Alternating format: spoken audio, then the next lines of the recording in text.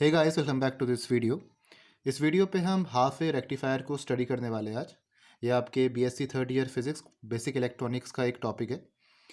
तो उससे पहले हम यहाँ पर समझते हैं कि आपका रेक्टिफायर क्या होता है, फिर हम हाफ वे रेक्टिफायर में जाएंगे और उसके वर्किंग को हम यहाँ पर समझेंगे, फिर हम मैथमेटिकल एनालिसिस को यहाँ पर हाफ वे रेक्टिफायर का देखेंगे। रेक्टिफायर मतलब क्या हुआ? एक प्रोसेस जिसमें हम ऑल्टरनेटिंग करंट को डायरेक्ट करंट में कन्वर्ट कर रहे हैं, उसको हम कहते हैं रेक्टिफिकेशन।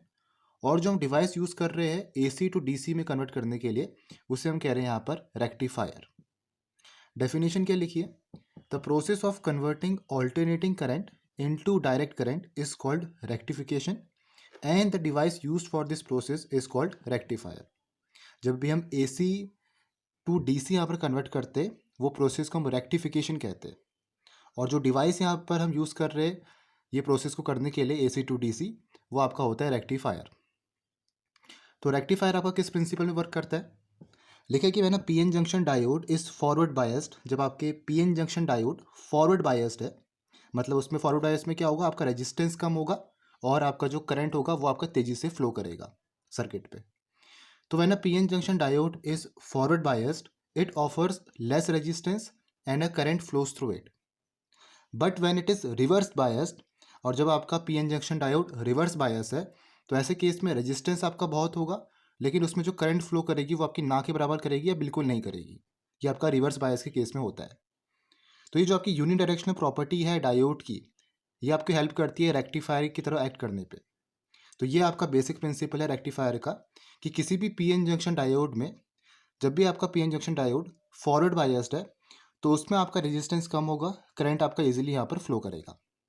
और जब आपका PN junction diode reverse bias है, उस समय आपका रेजिस्टेंस बहुत होगा और करंट आपके यहाँ पर फ्लो उसमें नहीं करेगा सर्किट में।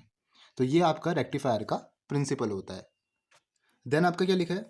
When alternating current signal is fed to a diode, जब हम एसी सिग्नल डायोड पे डाल रहे हैं, the diode is forward biased during the positive half cycle and a current flows through it. जब आपकी ऑल्टरनेटिंग सिग्नल्स आपके डायोड्स में यहाँ पर जा रहे हैं, तो डायोड आपका फॉरवर्ड वाइज होगा कब? पॉजिटिव हाफ साइकिल पे। जब आपकी वेव फॉर्म्स यहाँ पर बनेगी, तो एक आपकी पॉजिटिव हाफ साइकिल होगी और एक आपकी नेगेटिव हाफ साइकिल होगी।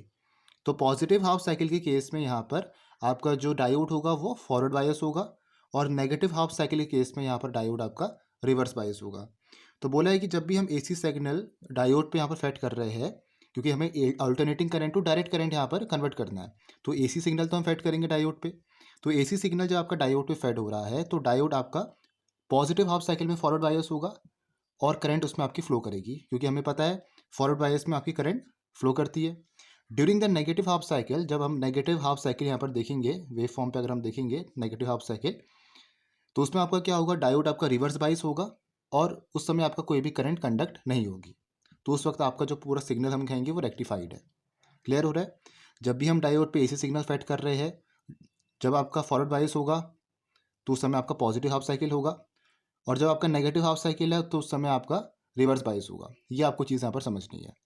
और दूसरी चीज़, फॉरवर्ड बाइस के केस पे करंट आपका इजीली फ्लो करेगा सर्किट में डायोड पे, तो उस समय आपका बहुत कम रेजिस्टेंस होगा।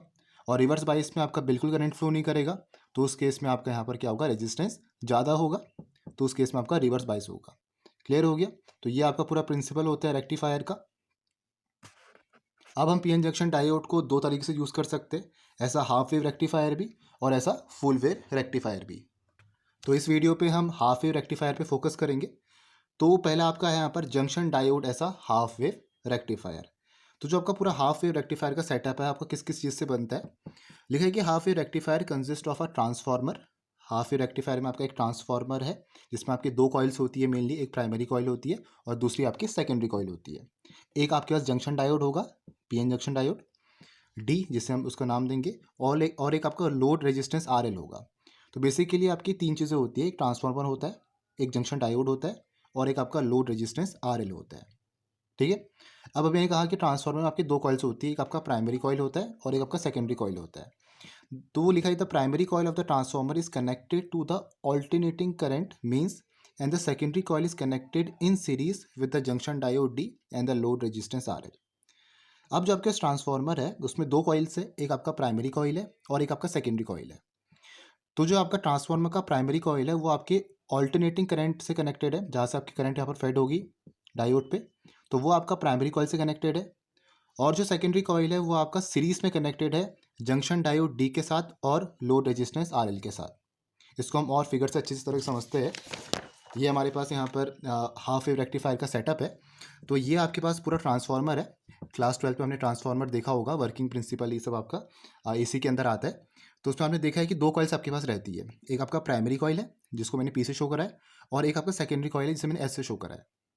तो प्राइमरी कॉइल आपका किससे कनेक्टेड है? एसी इनपुट से। अभी पीछे हमने देखा था प्राइमरी कॉइल आपका एसी इनपुट से कनेक्टेड है, ठीक है। तो एसी इनपुट से आपके पास यहाँ पर ऑल्टरनेटिंग करंट आएगी प्राइमरी कॉइल पे, और सेकेंडरी कॉइल क्या करेगा उसको? सेकेंडरी कॉइल के लिए क्या लिखा है? सेकेंडरी कॉइल आपका यहाँ पर सीरीज में कनेक्टेड है जंक्शन डायोड डी और लोड रेजिस्टेंस आर एल के साथ। तो ये आपके पास यहाँ पर सेकेंडरी कॉइल है, ये आपका सीरीज में कनेक्टेड है ये जंक्शन डायोड के साथ और इस लोड रेजिस्टेंस आर एल के साथ, ठीक है। अभी जो आपका डायोड डी है ये आपका एक पीएन जंक्शन डायोड है। तो ये जो आपको यहाँ पर एरो शो हो रखा है इस तरीके से, पूरा आपका पीएन जंक्शन डायोड का ये आपका यहाँ पर एरो रहता है, ये आपको बता रहा है कि जो आपकी कन्वेंशनल करंट है वो आपकी इस डायरेक्शन में फ्लो कर रही है। और जो आपका पी वाला टाइप है वो आपका एनोड से कनेक्टेड है, और जो आपका ये एन वाला टाइप है वो आपका कैथोड से कनेक्टेड है, ठीक है। और इधर को आपकी पूरी कन्वेंशनल करंट फ्लो करती है। तो प्राइमरी आपके एसी इनपुट से कनेक्टेड है और सेकेंडरी कॉइल आपका कहाँ से कनेक्टेड है? सीरीज में डायोड डी और लोड रेजिस्टेंस के साथ, ठीक है। लिखा है कि we assume that the diode is ideal. Diode आपका आइडियल है। आइडियल कहने का मतलब है कि आपका इन्फिनाइट रेजिस्टेंस यहाँ पर प्रोवाइड करेगा ड्यूरिंग द रिवर्स बायसिंग, क्योंकि रिवर्स बायसिंग के केस में आपका रेजिस्टेंस बहुत होना चाहिए, तभी आपकी करंट यहाँ पर कम फ्लो करेगी। अब यहाँ पर हम वर्किंग देखते हैं हाफ वेव रेक्टिफायर की। तो कैसा आपका वर्क करता है हाफ वेव रेक्टिफायर? क्या लिखा है? When AC is supplied to the primary, the secondary of the transformer supplies desired alternating voltage across A and B.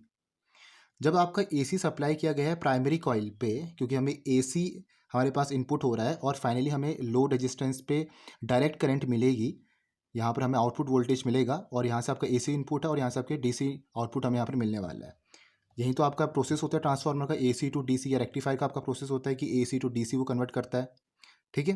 तो लिखा है कि जब आपकी एसी सप्लाई हो रही है प्राइमरी कॉइल पे, तो जो आपका ट्रांसफार्मर का सेकेंडरी कॉइल है वो आपका डिजायर्ड ऑल्टरनेटिंग वोल्टेज प्रोवाइड करेगा ए और बी को।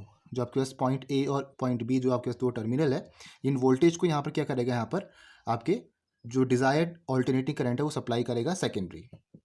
तो लिखा है during the positive half cycle of alternating current. जब हम यहाँ पर पॉजिटिव हाफ साइकिल की बात करेंगे तो लिखा है the end A is positive and the end B is negative. Positive half cycle में जब हम वेव फॉर्म्स को यहाँ पर देखेंगे तो जो आपकी पॉजिटिव हाफ साइकिल होगी उस केस में जो आपका एंड ए है ये आपका पॉजिटिव होगा और जो एंड बी है वो आपका नेगेटिव होगा। तो जब आपका एंड ए पॉजिटिव होता है तो उस समय आपका फॉरवर्ड बायसिंग होती है, तो उस वक्त आपका डायोड डी क्या होगा? फॉरवर्ड बायस होगा और करंट आपका आई फ्लो करेगा थ्रू आर एल। तो जब आपका यहाँ पर जो पी टाइप है अगर आपके पॉजिटिव टर्मिनल से कनेक्टेड है, मतलब पॉइंट ए आपका यहाँ पर पॉजिटिव है और पॉइंट बी नेगेटिव है, तो उस केस में आपका फॉरवर्ड बायस होगा, और फॉरवर्ड बायस के केस में आपका करंट फ्लो करने वाला है लोड रेजिस्टेंस से, ठीक है। तो इस केस में तो आपका फॉरवर्ड बायस है। देन लिखा है आपका as the input voltage increases और decreases the current I increases और decreases and so does the output voltage I R L across the load R L. तो अगर हम इनपुट वोल्टेज को इंक्रीज भी कर सकते हैं, डिक्रीज भी कर सकते हैं, तो उस हिसाब से आपका जो यहाँ पर करंट है वो भी इंक्रीज करेगा या डिक्रीज करेगा, और उस हिसाब से जो आपका आउटपुट वोल्टेज है लोड रेजिस्टेंस के वहाँ पर मतलब आई आर एल वो भी आपका इंक्रीज या डिक्रीज करेगा अकॉर्डिंग टू इनपुट वोल्टेज आपका क्या हो रहा है, ठीक है। अगर इनपुट वोल्टेज आपका इंक्रीज करेगा तो आपका करंट भी इंक्रीज करेगा, तो आपका जो आउटपुट वोल्टेज है आई आर एल वो भी आपका इंक्रीज करेगा across the load R L. अगर आपका डिक्रीज कर रहा है इनपुट वोल्टेज तो करंट आई भी आपका डिक्रीज करेगा, तो सो डस आपका आउटपुट वोल्टेज भी यहाँ पर डिक्रीज करने वाला है across the load R L. Then लिखा है output voltage across R L is of the same wave form as the positive half wave of the input.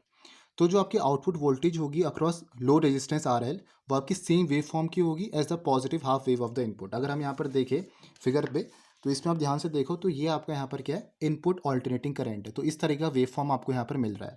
ये आपका वोल्टेज एट ए है, तो इस तरीके से आपका इनपुट ऑल्टरनेटिंग करंट है और ये आपका आउटपुट वोल्टेज है। तो पॉजिटिव हाफ साइकिल में हमें सेम वेव फॉर्म मिल रहे हैं जो हमें यहाँ पर मिल रहे थे वोल्टेज एट ए पे। जो जो हमारे पास इनपुट ऑल्टरनेटिंग करंट का वेव फॉर्म था वो सेम वेव फॉर्म हमारे पास पॉजिटिव हाफ साइकिल पे भी है।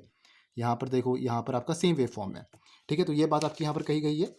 देन लिखा है during the negative half cycle, जब हम नेगेटिव हाफ साइकिल में जाए तो उस केस में आपका एंड ए क्या हो जा रहा है, नेगेटिव हो जा रहा है, और एंड बी आपका पॉजिटिव हो जा रहा है। यही तो हम देख रहे थे रेक्टिफाई का प्रिंसिपल। तो अगर हम यहाँ पर नेगेटिव हाफ साइकिल में देखें तो उस वक्त आपका क्या होगा, जो एंड ए है वो आपका नेगेटिव हो गया और जो आपका एंड बी है वो आपका यहाँ पर पॉजिटिव हो गया। तो ऐसे केस में आपका जो ये डायोड है वो रिवर्स बायस हो गया। रिवर्स बायस के केस में क्या होगा, इन्फिनाइट रेजिस्टेंस होगा और करंट आपकी फ्लो नहीं करेगी।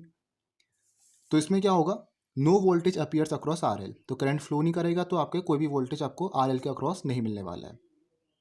देन लिखा है in the next positive half cycle again we get output voltage. Again जब यहाँ पर हम पॉइंट ए को पॉजिटिव कर दे, फिर पॉइंट बी को हम नेगेटिव कर दे, फिर आपका फॉरवर्ड बाइस हो जाएगा, अगेन आपकी करंट फ्लो करेगी, अगेन हमें यहाँ पर पॉजिटिव हाफ साइकिल मिलने वाला है। ठीक है, since the voltage across the load appears only during the positive half cycle, half cycle, positive half cycle of the input AC, this process is called half wave rectification. अब हमें यहाँ पर दिख रहा है कि जो हमें वोल्टेज मिल रही है, जो हमें करंट मिल रहा है अक्रॉस द लोड RL, वो हमें पॉजिटिव साइकिल हाफ साइकिल पे ही मिल रहा है, हमें नेगेटिव हाफ साइकिल में तो नहीं मिला, क्योंकि नेगेटिव हाफ साइकिल में तो आपका रिवर्स बाइसिंग है। रिवर्स बाइसिंग के केस में आपका करंट तो फ्लो कर नहीं रही है, तो उस समय तो आपका क्या है, वोल्टेज आपको मिलेगा नहीं। तो हमें जो वोल्टेज मिल रहा है अक्रॉस द लोड RL वो हमें बस पॉजिटिव हाफ साइकिल में मिल रहा है। तो आपका ये जो ये पूरा प्रोसेस है इसे हम कहते हैं हाफ वेव रेक्टिफिकेशन। क्योंकि इसमें अगर यहाँ पर देखें इस फिगर पे, तो ये तो आपकी इनपुट AC है, तो पॉजिटिव हाफ साइकिल पे हमें वेव फॉर्म मिलेगी, क्योंकि यहीं पर आपका reverse biasing, sorry forward biasing हो रहा है। लेकिन जब हम नेगेटिव हाफ साइकिल में जा रहे हैं तो उस समय आपका रिवर्स बाइसिंग हो जा रहा है। रिवर्स बाइसिंग के केस में कोई करंट तो आपकी फ्लो नहीं कर रही है, क्योंकि उस समय तो आपका इन्फिनाइट रेजिस्टेंस है रिवर्स बाइसिंग के केस पे, तो कोई करंट फ्लो नहीं करेगी, तो कोई वोल्टेज भी नहीं होगा अक्रॉस RL। अगेन हमने फॉरवर्ड वाइज किया, अगेन हमने ये आपके पॉइंट ए को हमने वो पॉजिटिव करा, पॉइंट बी को हमने नेगेटिव करा, फिर आपके यहाँ पर करंट फ्लो करी, हमें वोल्टेज दिखना शुरू हो जाएगा क्रॉस RL, तो फिर हमें यहाँ पर पॉजिटिव हाफ साइकिल मिलेगा। अगेन यहाँ पर हम नेगेटिव हाफ साइकिल में जाएंगे, रिवर्स बाइसिंग हो जाएगा, तो उस वक्त आपका पॉइंट ए नेगेटिव हो जाएगा, पॉइंट बी आपका पॉजिटिव हो जाएगा। रिवर्स बाइसिंग हो रहा है तो रेजिस्टेंस होगा, इन्फिनाइट रेजिस्टेंस, और आपका करंट फ्लो नहीं करेगा, तो आपको वोल्टेज भी यहाँ पर नहीं मिलेगा। तो मतलब सिंपल यहाँ पर क्या है, हमें पॉजिटिव हाफ साइकिल पे वोल्टेज मिल रहा है across RL, negative half cycle में आपको वोल्टेज नहीं मिलेगा, क्योंकि उस समय आपका रिवर्स बाइसिंग है। तो ये सिंपल केस होता है आपका हाफ वेव रेक्टिफिकेशन का, और इसी प्रोसेस को हम कहते हैं हाफ वेव रेक्टिफायर। ठीक है, तो लिखा है the arrangement used is called half wave rectifier. तो कॉन्सेप्ट आपको क्लियर हुआ क्या आपका, यहाँ पर हम एक बार क्या कर रहे हैं, फॉरवर्ड बाइस कर रहे हैं, और एक बार हम रिवर्स बाइस कर रहे हैं। फॉरवर्ड बाइस के केस में क्या हो रहा है, पॉइंट ए आपका पॉजिटिव है और पॉइंट बी नेगेटिव है, तो जब आपका फॉरवर्ड बाइसिंग होगा तो उस समय आपका करंट इजीली फ्लो करेगा पूरे सर्किट में, तो आपको वोल्टेज मिलेगा अक्रॉस RL। तो जब आपको वोल्टेज मिल रहा है अक्रॉस RL, तो आपको वेव फॉर्म यहाँ पर मिल गई है कुछ इस तरीके से, ये आपके पॉजिटिव हाफ साइकिल की वेव फॉर्म है जो आपको यहाँ पर दिख मिल रही है। लेकिन जब हम यहाँ पर रिवर्स बाइस कर रहे हैं, पॉइंट ए को हम नेगेटिव कर रहे हैं और पॉइंट बी को हम पॉजिटिव कर रहे हैं, तब आपका रिवर्स बाइसिंग हो जा रहा है। रिवर्स बाइसिंग केस में आपका इन्फिनाइट रेजिस्टेंस होगा, तो आपको RL के अक्रॉस वोल्टेज नहीं मिलने वाली है, तो ये जो आपका यहाँ पर वेव फॉर्म है ये आपको यहाँ पर नहीं मिलेगा, क्योंकि उस वक्त तो आपका कोई करंट फ्लो ही नहीं कर रहा है, तो वोल्टेज आपको RL के अक्रॉस नहीं मिलेगा। क्लियर हो रहा है?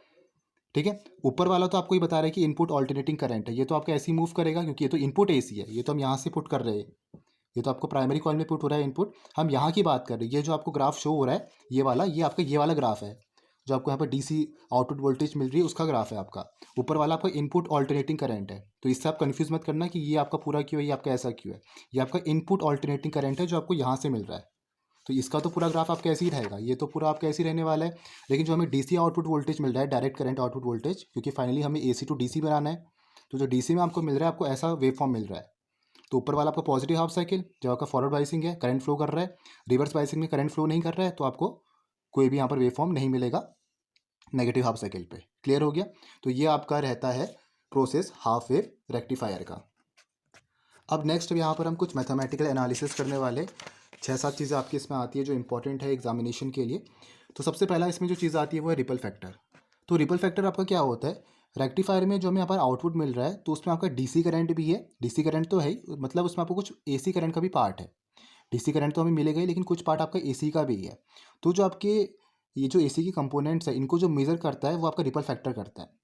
तो रिपल फैक्टर बेसिकली आपके जो AC कंपोनेंट्स है, जो हमें आउटपुट वोल्टेज मिल रखे हैं AC कंपोनेंट्स, उनको आपका यहाँ पर मेज़र करता है। ठीक है, तो रिपल फैक्टर का जो आपका फॉर्मूला रहता है वो क्या है, RMS value of all AC components of the output over average या DC component of the output. तो जो आपकी आर एम एस वैल्यू है जितनी भी ए सी कंपोनेंट्स आउटपुट के, उसे हम I dash R M S से शो करते हैं, और जो आपके पास एवरेज डी सी या डी सी कंपोनेंट आउटपुट का, उसे हम आई डी सी से यहाँ पर शो करते हैं। तो इस तरीके से आपका ये जो रिपल फैक्टर है आपके ए सी कंपोनेंट्स को आउटपुट में मेजर करता है।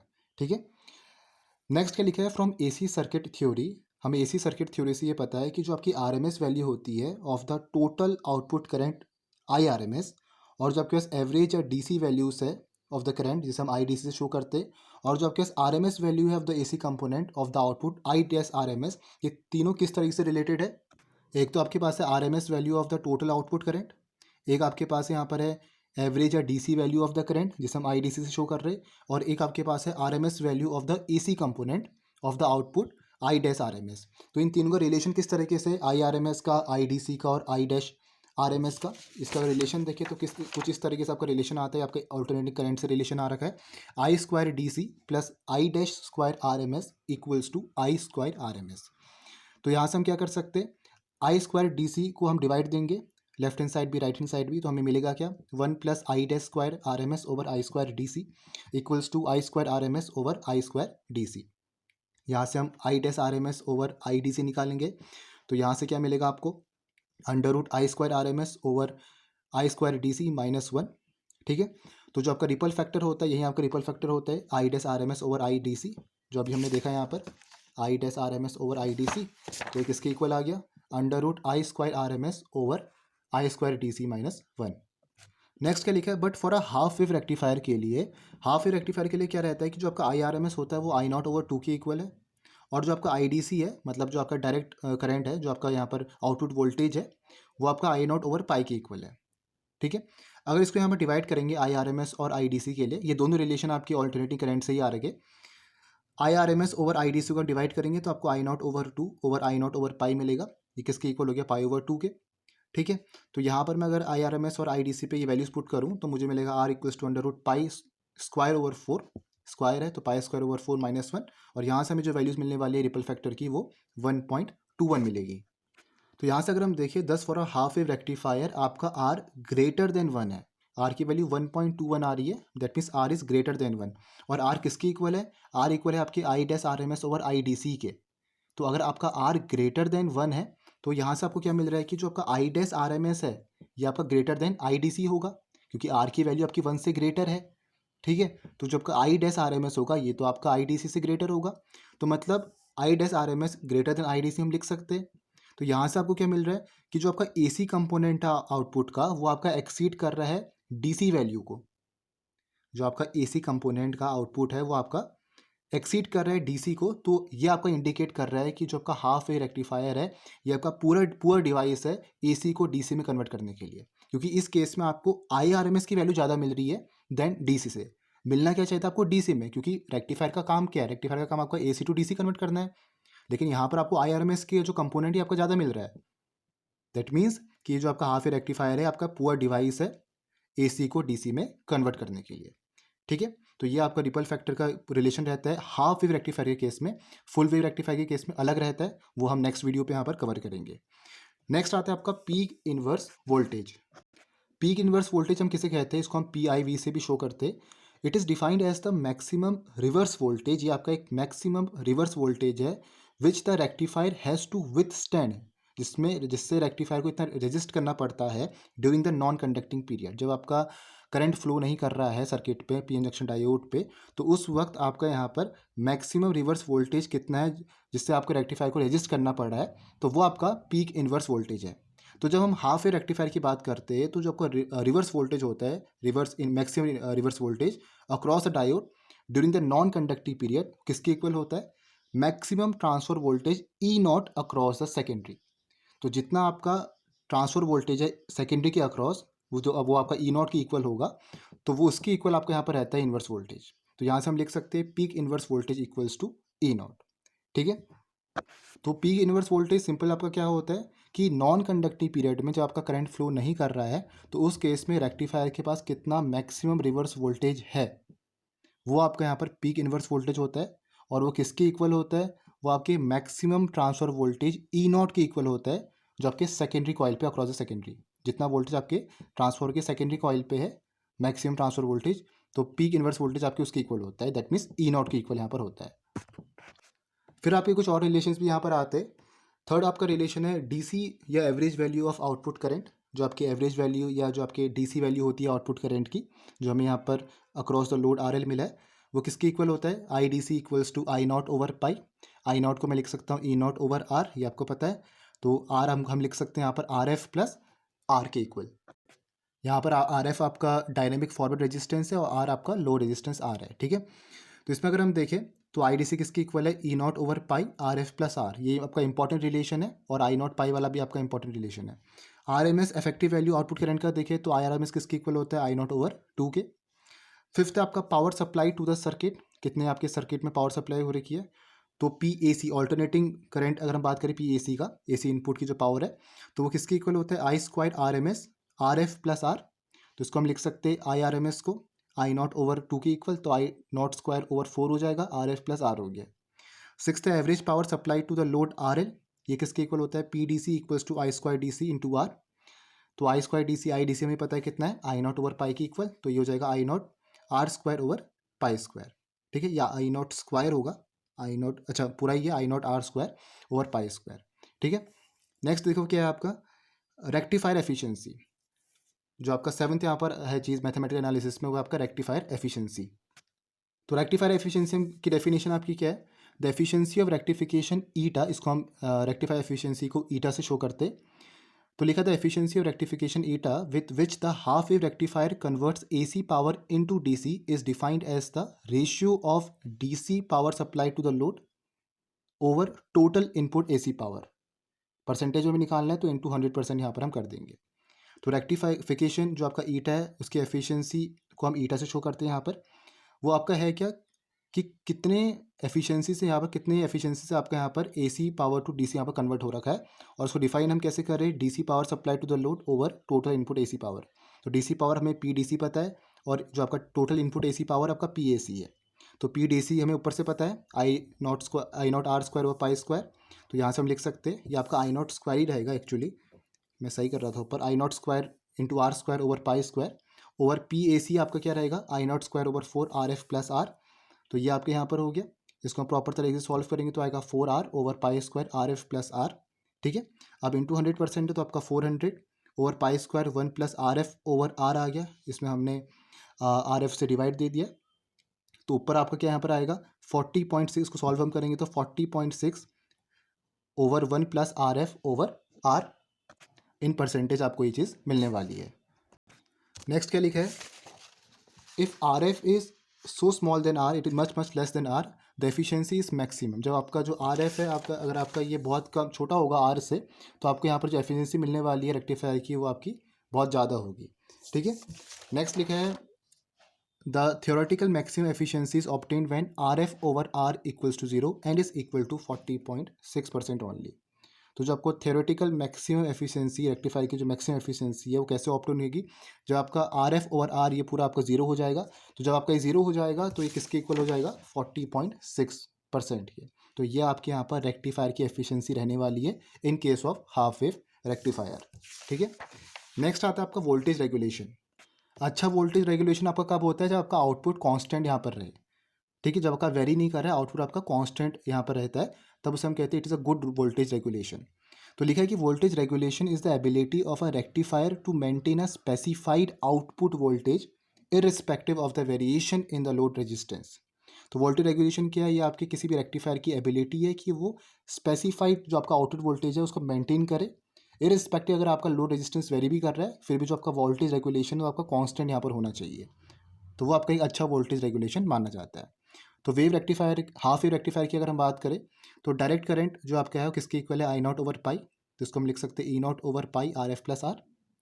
तो यहाँ से मैं लिख सकता हूँ I D C into R F plus R equals to E nought over pi, ठीक है। तो यहाँ से हम लिख सकते हैं I D C into R, multiply करा अंदर, तो E nought over pi minus I D C into R F, और यहाँ से हमने ई डी सी निकाला, ई डी सी किसके इक्वल आएगा, E nought over pi minus I D C R F. हम I D C into R को लिख सकते हैं ई डी सी के equal, equals to I R होता है, तो हम I D C into R को ई डी सी लिख सकते हैं।